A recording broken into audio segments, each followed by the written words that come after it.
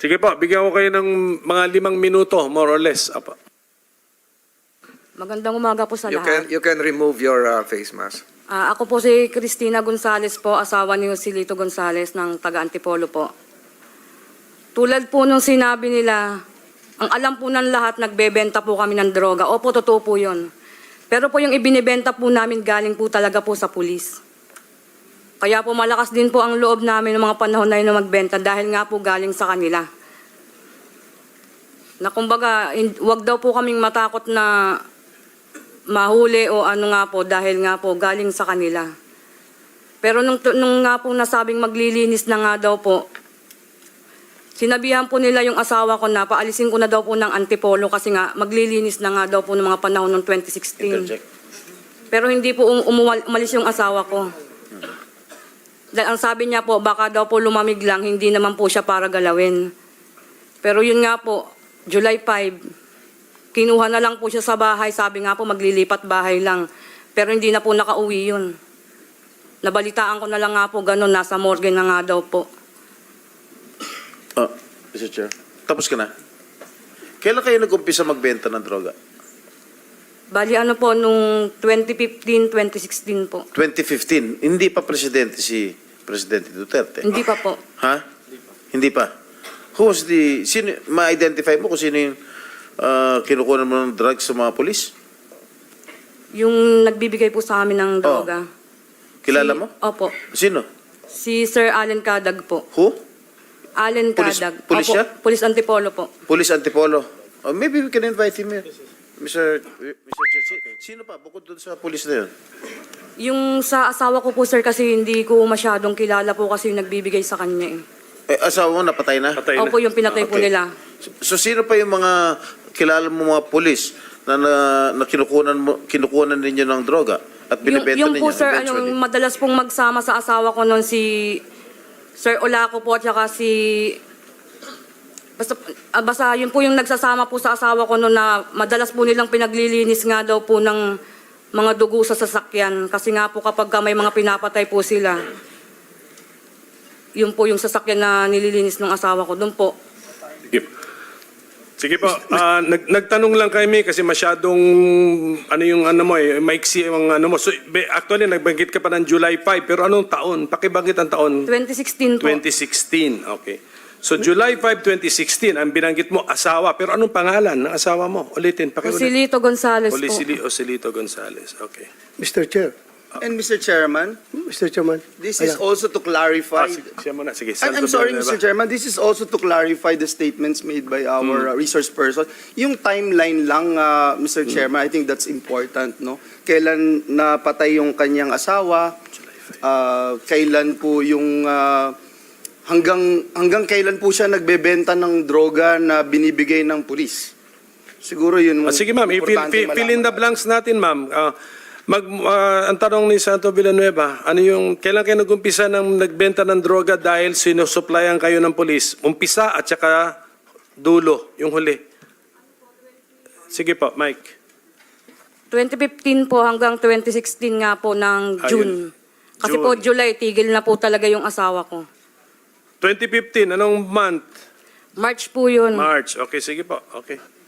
Thank you. At least medyo na, yes, Senator Bato. Yes, ano, para lang pang-fill up lang ng ano. Thank you, Mr. Chair.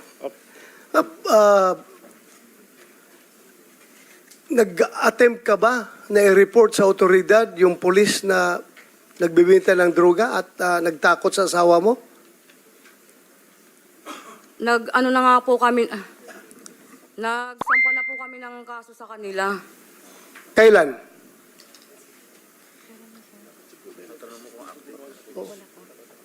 Ay, yung protection order ko po pala. Yung pulis na yun, nasasabi, anong pangalan nun? Yung nagbibigay po sa amin. Yes, Allen Cadag po. Allen Cadas. Cadag. Kadag.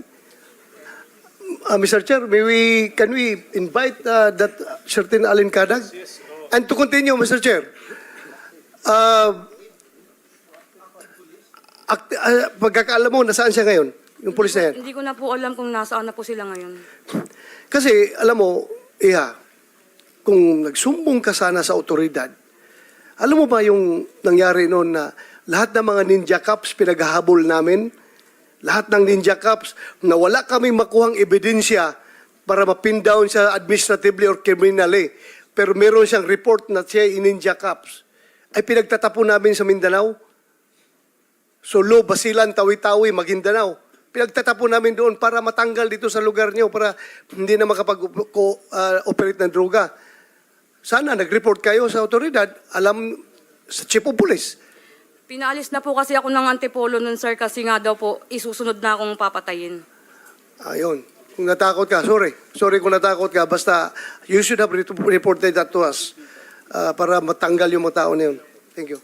Mr. Sige, Chair. Ma'am, tinatanong ka lang namin kasi para lang may added details kami. Pero actually, ang aking request siguro, since si Attorney Shell Jokno, I think, parang dinidevote mo na rin naman sarili mo sa pagtulong sa mga ganitong klaseng victims eh.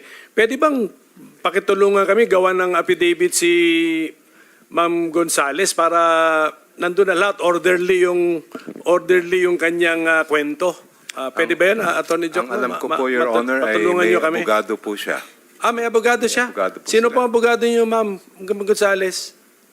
Si Attorney Dino De Leon po. Andito ba siya ngayon? Wala po. So, yeah, sige, makiusap na lang po tayo sa kanya. Gawang kayo ng affidavit para at least alam na namin yung basic mo na kwento. Pero kung mga detalye, nandun din po. Mr. Chair. So with the permission of Senator Padilla, ladies first muna tayo. Sige, Senator Ontiveros. Salamat kayo, Mr. Chair. Shukran, Senator Robin. Isa dagdag na detalye, Ms. Cristina. Sino naman po yung pulis na may-ari ng kotse na nililinis nyo para malinis yung dugo? Kay Marlon Olaco po at saka kay Sir Baste, kung tawagin nga lang po niya. Marlon Olaco at Sir Baste. Ano pong apelyido ni Sir Baste? Yun lang po kasi yung alam ko dun sa sinasabi ng asawa ko. Si Marlon Olaco ba ay pulis at si Sir Baste ay pulis din? Opo, mga polis po. So pareho pong pulis. Mr. Chair, kung pwede lang quickly matanong yung PNP resource persons natin kung yung Marlon Olaco at yung Sir Baste, kung kilala nila, ay nasa active service pa. Kung sino pong pwedeng matanong sa PNP? Hindi, mga retired na po to. Sino ang ating COMSEC? Sino ang from PNP ngayon na nasa HQ na invited natin? Na present? Siguro, Chair. Sige. Baka sa susunod na Yes, hearing, yes, Chair. we will, Opo, pwedeng ma-identify. we will ask the PNP HQ to have also a representative here, but yung sa time gap natin, we will write them to confirm kung Salamat, Mr. Chair. Sige, Senator Padilla, what was your point? Maraming salamat po, Chairman. Gusto ko lamang pong sundan yung sinabi ng ating pong resource speaker, si Ms. Cristina M. Gonzales. Yun po yung nilalaman po ng aking paunang salita kanina. Na tunay po talaga na nagkakaroon po ng paglilinis. Yun po yung sinasabi niya na pagka magpapalit po ng administrasyon, kaya po kanina pinag-uusapan natin yung 2015 hanggang 2016 kasi noong 2015 po, yun na po yung umpisa ng tinatawag nating paglilinis ng mga ninja cops. Kasi po papasok na po yung bagong administrasyon. Yun po yung sinasabi ni Ma'am Cristina Gonzales na tunay po na nangyayari yan sa underworld. Na kapag ganyan po talaga, napapasok na po yung isang administrasyon na meron po talagang political will na talagang durugin niyang drug syndicates at paglipana po ng droga. Talaga pong yung mga may alaga, yung pong mga tinatawag natin po talaga na talagang yun mga iskalawags po talaga, talaga maglilinis po yan. Yun po yung sinasabi. Kaya po yung 2015, bago po pumasok si Pangulong Rodrigo Roa Duterte, naglilinis na po yung mga tinatawag nating iskalawags. Maraming salamat po. Thank you. So, narinig na natin yun. At least we have two real life incidents na namatayan po yung pamilya. We have nag-testify po sila ito under oath.